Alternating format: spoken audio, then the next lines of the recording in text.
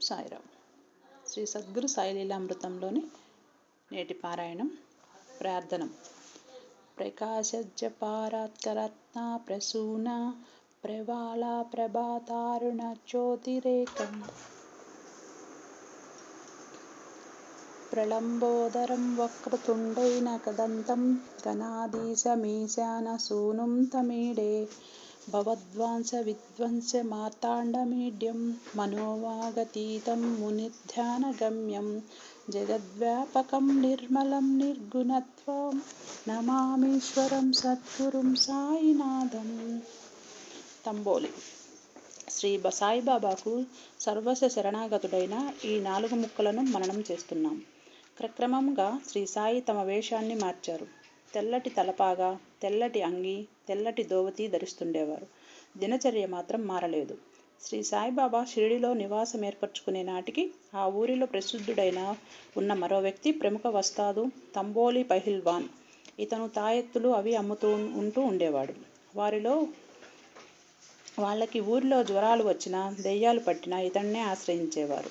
వాళ్ళ దగ్గర బాగా డబ్బు గుంజుకొని తాళ్ళు తాయెత్తులు కట్టేవాడు. షిరిడీలో ఇతను గొప్ప భూత మాంత్రికుడిగా చలామణి అవుతుండేవారు. కానీ శ్రీ సాయిబాబా షిరిడీలో నివసించడం ఇతనికి వ్యాపారానికి ఆటంకంగా పరిణమించింది.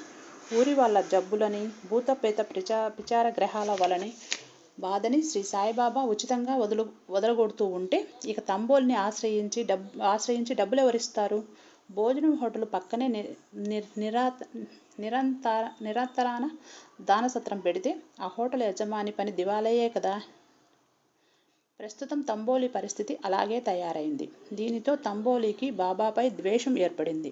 ఇద్దరి మధ్య పగ రెచ్చగొట్టేందుకు ఎందరైనా ఉంటారు కదా. ఆ విధంగా తంబోలిలో శ్రీ సాయిపై కక్ష దినదిన ప్రవర్ధమానం కాజొచ్చింది. సద్గురు శ్రీ సాయినాథుని త్రికరణ శుద్ధిగా వినమ్రుడై అనంతమైన వారి లీలలో ఒకదానిని ఈ ఘట్టానికి అన్వయింపచేయటానికి ప్రయత్నిస్తున్నాను. సాయి శరణం.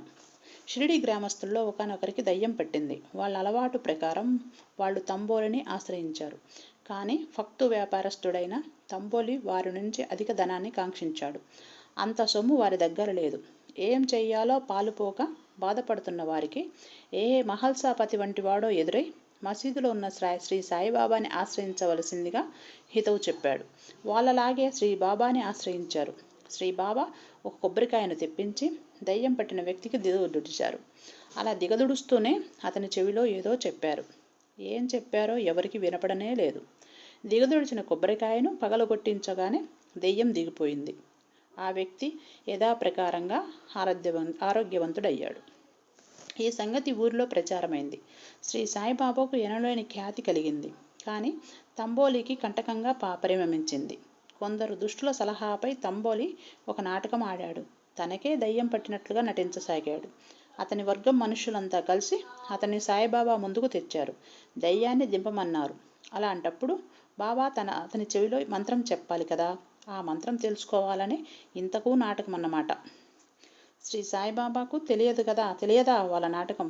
మనుషుల హృదయాలలోనే కాదు, సృష్టిలోని సమస్తమైన పశుపక్షి క్రిమికీటకాల మనోగత భావాలను ఇట్టే పసిగట్టగల సాయినాథుని ఇలాంటి తమాషాలు లెక్కలోని కాదు కదా. అందుకనే ఆయన దయ్యాన్ని దింపేందుకు గాను భూత మాంత్రికుల పద్ధతినే ప్రయోగించారు.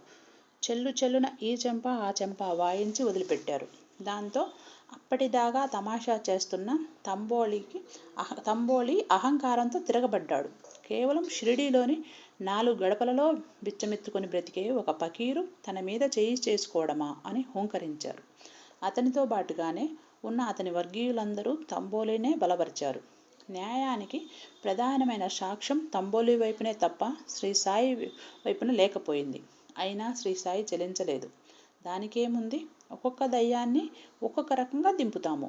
జలుబు, బల్లులు, చింతబరికలతో చిత్రహింసలు, మంత్రాలు, తాయెత్తులు రకరకాలు. అందులో ఇదో పద్ధతి. ఇప్పటిదాకా తను సైతాను నన్నాడి మనిషి ఇప్పుడు తంబోలినంటున్నాడు. మొత్తం మీద దయ్యం దిగిపోయింది కదా అంటారు శ్రీ సాయిబాబా. కానీ తంబోలి వర్గం వాళ్ళెవరూ ఊరుకోలేదు. ఆ ఊరిలో పుట్టి ఆ ఊరిలో పెరిగిన తనని తన వాళ్ల మధ్య చెంపదెబ్బ కొట్టడం తల కొట్టడం కన్నా అవమానంగా భావించాడు తంబోలి. తనని కొట్టేపాటి బలవంతుడైతే తనతో కుస్తీకి దిగమన్నాడు. ఆ ఊరిలో తనో బాబాయో ఎవరో ఒకళ్ళే ఉండాలన్నాడు. కుస్తీలో ఓడిన వాళ్ళు షిరిడీ వెళ్ళిపోవాలన్నాడు. అతని వత్తాసుగాళ్ళందరూ సై అన్నారు. మహల్సాపతి ప్రభృతులు పోగడి అన్యాయం అని చెప్పినా ఎవరూ వినలేదు.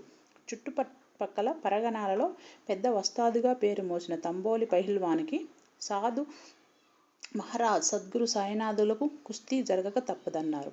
శ్రీ సాయిబాబా కుస్తీకి సిద్ధపడ్డారు. మహల్సాపతి వంటి భక్తులెందరో ఆయనను ఆపాలని ప్రయత్నించారు.